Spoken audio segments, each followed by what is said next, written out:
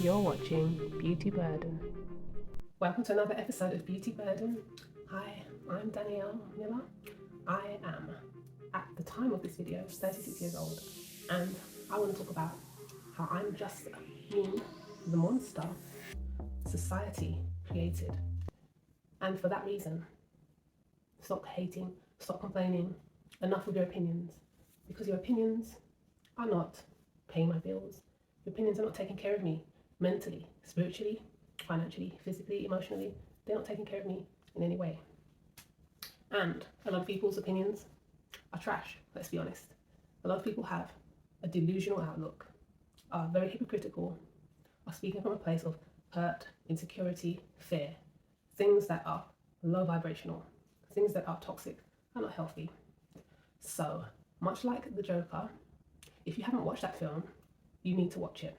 I really like him. Of course, he has his serious issues, but society made him who he is, and now society wants to target him as this villain and play the moral high ground after the neglect, the abuse that he has faced. So that type of thing plays out all the time in society, where, speaking about my own experiences, and what do I mean by I'm the monster? I have to, parentheses that I have to, the so-called, the alleged monster or the villain that society created me to be. I say that because a lot of people look down on my chosen career paths of being an OnlyFans model, being a glamour model, eye candy model, that type of modeling, which is lewd content, implied nude or semi-nude content. Basically, we live in a world where sex sells. It was like that from before I was even born, and I don't see it going anywhere anytime soon.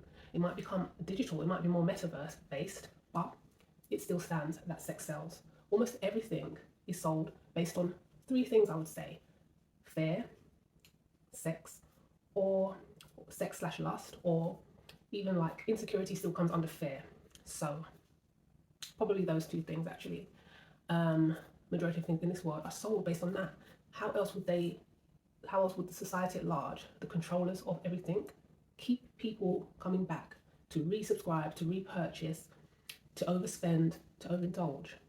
And then, in the long term, most people become damaged because of lack of self-control, because of being in between a rock and a hard place. You suffer and you want to medicate, and people's choice of medication is not always the best choice. But we must have sympathy, because none of us are perfect in this life.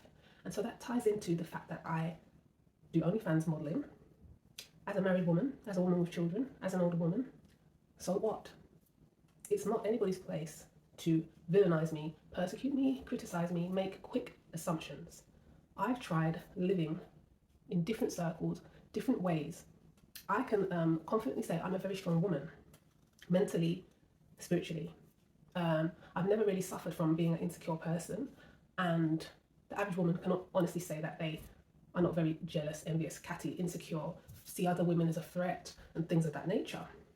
And also, I have taken on an intense spiritual journey for a number of years, where it involved me dressing very modestly, not wearing any makeup, being completely natural in every way, and day in and day out, I was surrounded by lewd dressing women who were very provocatively dressed, women with tons of surgical enhancements, women who only ever talk about makeup and finding another partner or becoming married and living the fairy tale life. So everything that they spoke about and thought about was based on sex, desire, lust, attention seeking, etc., etc. And then the men, even during my long period of time of not wearing makeup and dressing modestly, there would be men staring and gawking, or not staring at all because they were intimidated, showing body language, showing signs of intimidation and feeling threatened. And I was constantly reminded that people judge me on face value, how I look, the fact that I'm in shape, the fact that I look younger than I am, the fact that I'm tall, the fact that I am tall but I still have curves in places that society desires, so much so that tons of people go and get surgical enhancement to have these attributes. I have been constantly reminded, even when I try to run away from vanity, so to speak, try to run away from being a desirable causing other men to lust and sin and covet, causing women to be insecure and jealous and intimidated and threatened.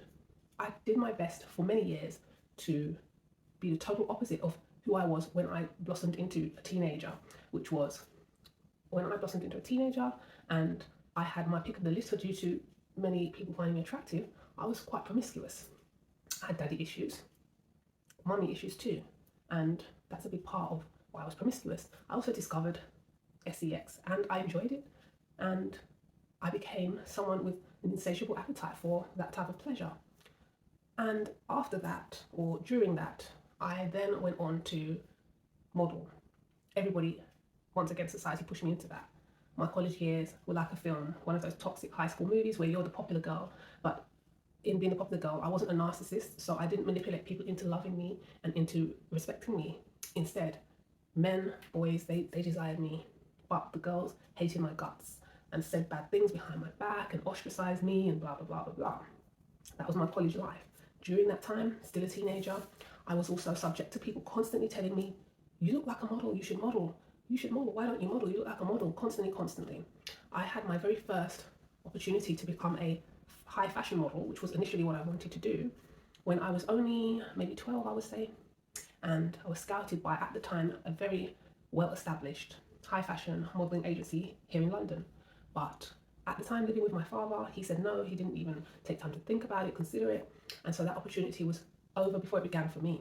And then blossoming into teenage years where feminine curves developed, I wasn't as straight up and down as in that time was required.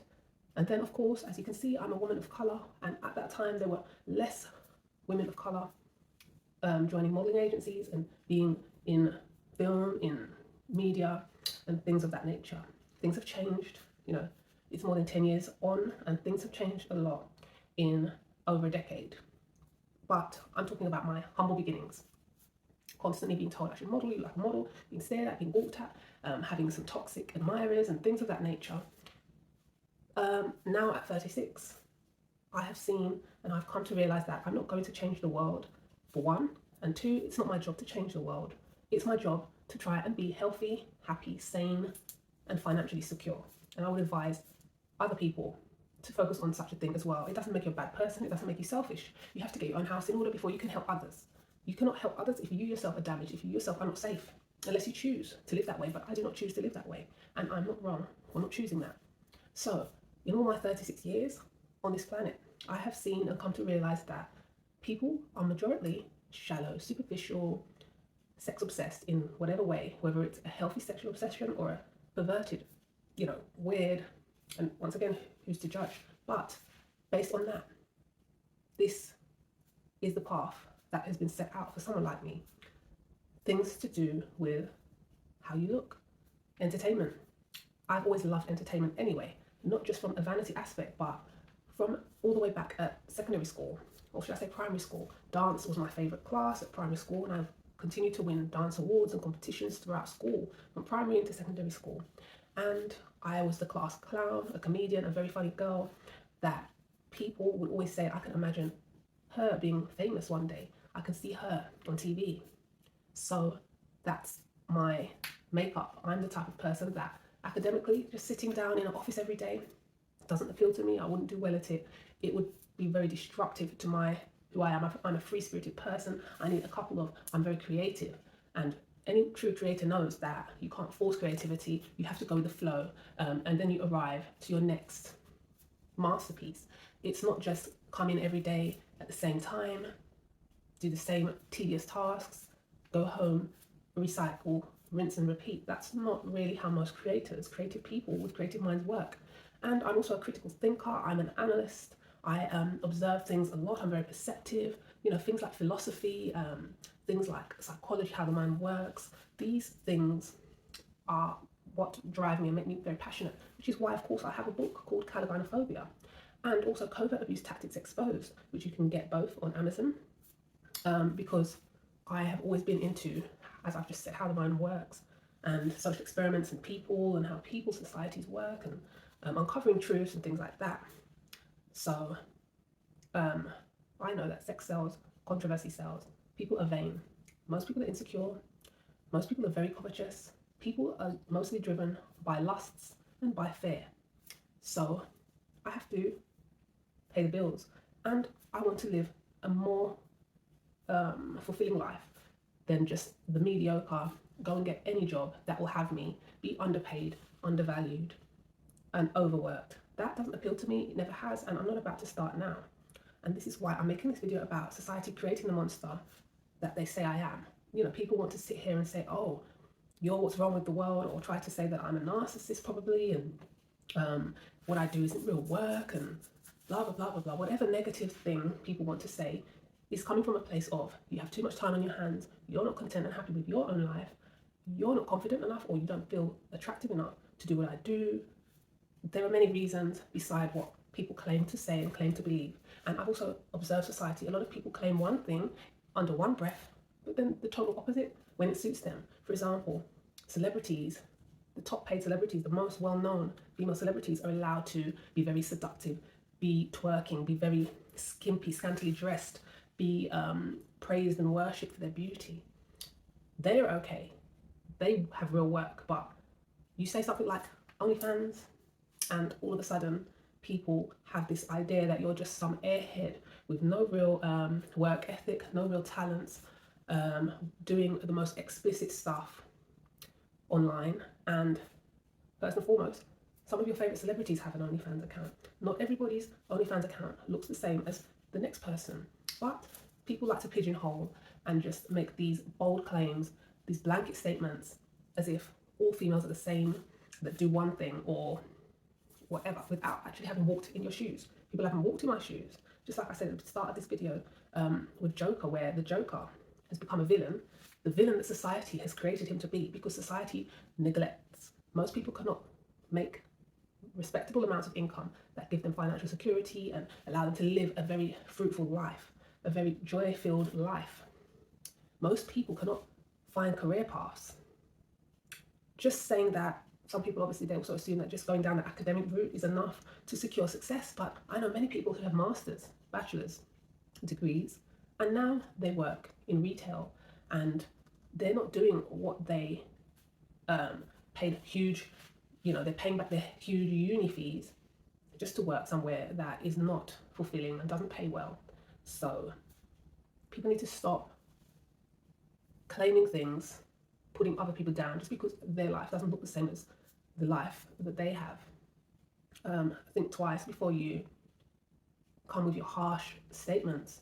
Don't jump on a bandwagon just because it's trending to trash OnlyFans or OnlyFans people and people that are influencers like myself, because I'm also an influencer. I run a blog that's quite successful, and it's not just OnlyFans. I'm also a live streamer, but people like to trash those of us in this career path based off of one or two that are toxic, that are making us look bad as a whole. And when something is trending, everybody jumps on the bandwagon.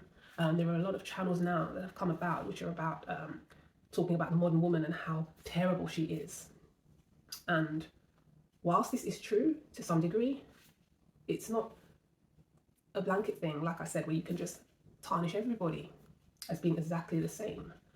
Everyone is individual. And let's not forget that OnlyFans would not be successful if people hadn't made these females rich. Somebody is consuming their content. The world is ready for this type of life where you exchange your money to have time in some way or another with a female that you desire, virtually, digitally. Nobody's harmed in the process.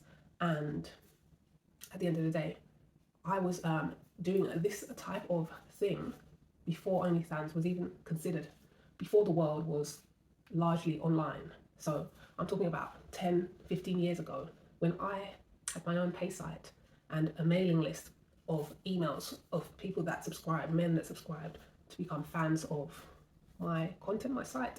I've been in calendars, had posters, hosted parties. So just because it's trending now in the way that it is, and people are complaining, some people are complaining, this has been here before, but it's more accepted in these times because technology has advanced so much and people are not as social, unfortunately, due to many things that you probably know.